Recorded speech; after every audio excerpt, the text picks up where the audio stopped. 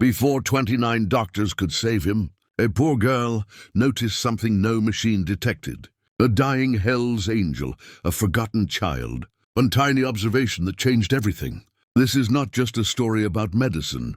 It's a story about attention, humanity, and how the smallest voices can create the biggest miracles. If stories like this move your heart, make sure you subscribe to the channel. Share this video with someone who believes in hope. And leave a comment below with what you would have done in her place. Now, let's get started.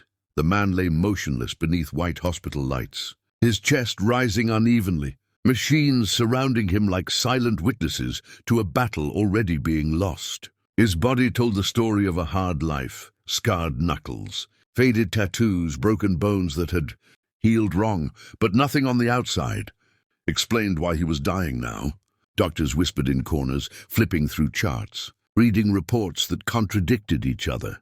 His heart was strong, his lungs were clear, his brain was responsive, yet his oxygen levels kept dropping and his pulse drifted toward dangerous territory, as if his body was slowly forgetting how to survive. 29 specialists came and went, each confident at first, each uncertain by the end. They adjusted medications, ran new scans, checked for infections, hidden injuries, rare diseases, and chemical imbalances. Nothing fit. Every test returned normal or slightly wrong in ways that pointed nowhere.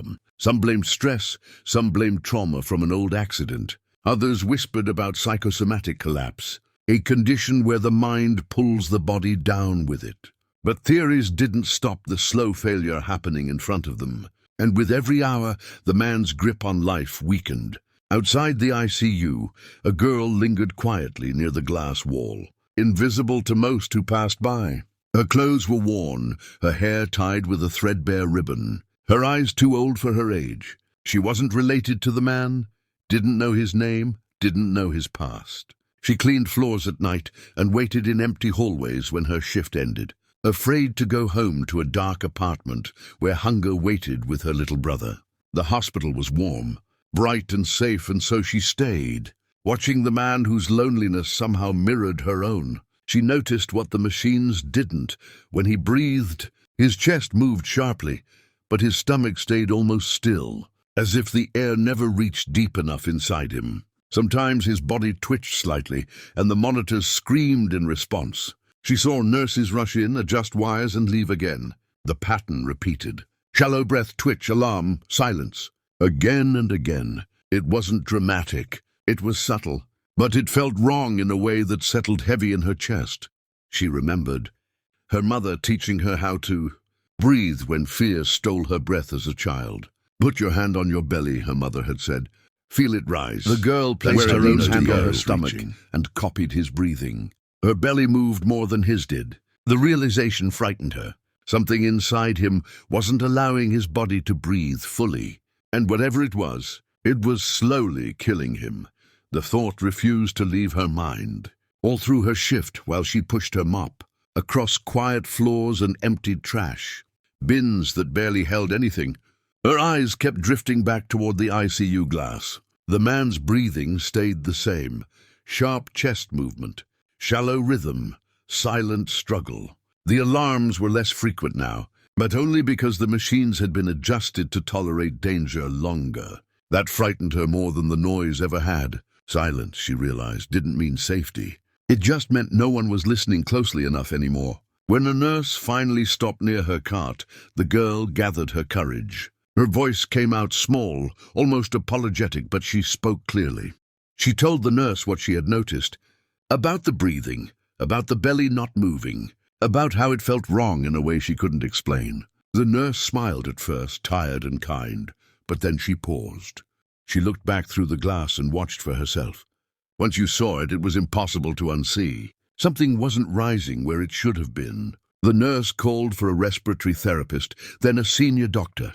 They watched quietly, then ordered deeper imaging and pressure tests that hadn't been considered before. The results surprised everyone. A rare internal pressure imbalance was pushing upward from his abdomen, compressing his lungs from below, preventing them from fully expanding.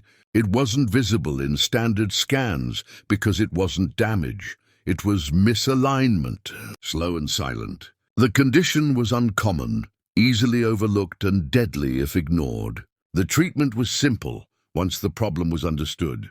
A controlled release, a careful adjustment, a procedure that took less than an hour. But the effect was immediate.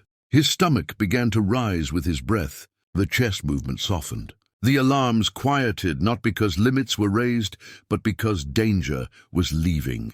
Color returned slowly to his skin, and the tight lines of strain faded from his face, as if his body finally remembered how to rest. Days later, he opened his eyes. The room felt strange, too bright, too gentle for someone who had lived his life in noise and violence. When they told him about the girl, he didn't speak at first. He just stared at the ceiling, letting the idea sink in that he had lived because someone had simply paid attention. When she came to see him, shy and uncertain, he thanked her with a voice that trembled more than any machine ever had. She said she had done nothing special, but he knew better. Sometimes saving a life isn't about knowledge or power. Sometimes it's about noticing what everyone else is too busy to see.